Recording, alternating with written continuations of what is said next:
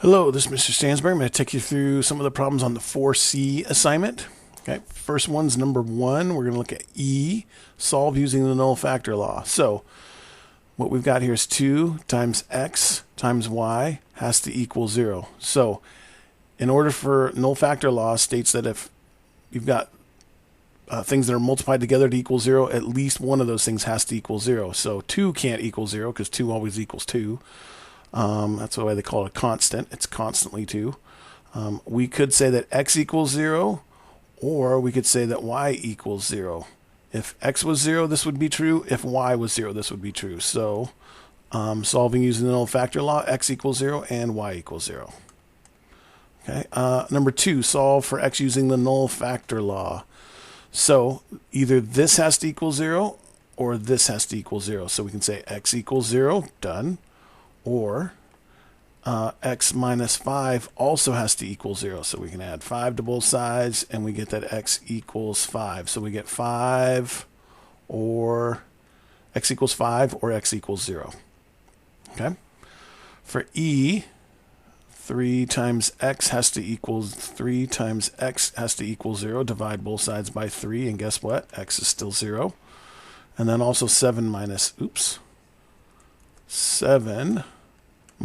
x has to equal 0. Subtract 7 from both sides, and we get negative x equals negative 7.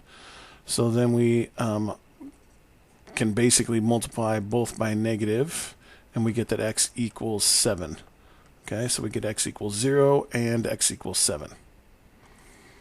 All right, for I here, 11 can never equal 0, but we can set x plus 2 equal to 0 and x minus 7 equal to 0. Subtract 2 on both sides, x equals negative 2. Add 7 to both sides here, and we get that x equals 7. So we get x equals negative 2 and x equals 7. As long as it's either one of those, it will work. Okay, negative 3 times 3x minus 1 squared. So we're going to have 3x minus 1 squared has to equal 0, right? Because negative 3 is always negative 3. That can never equal 0. So we'll just worry about this one. Okay, so we square root both sides, right? And we get that 3x minus 1 square root of 0 is still 0. Add 1 to both sides. 3x equals 1.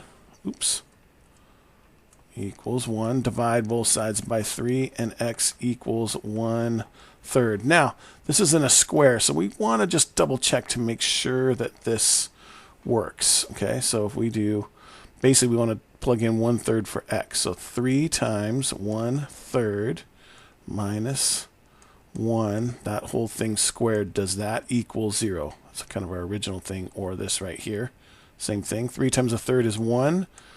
So we end up getting 1 minus 1 squared, which indeed is 0. So this does work. Okay. Sometimes it's good to double check on those with when they're squared. Okay, because sometimes you'll end up losing a negative, or add a negative in there somehow with the squared. So it's just good to double check. All right, number 3, solve if possible using the null factor law. So something divided by something has to equal 0. Only way for this to equal 0 is if a equals 0, right? Because 0 divided by anything is still 0.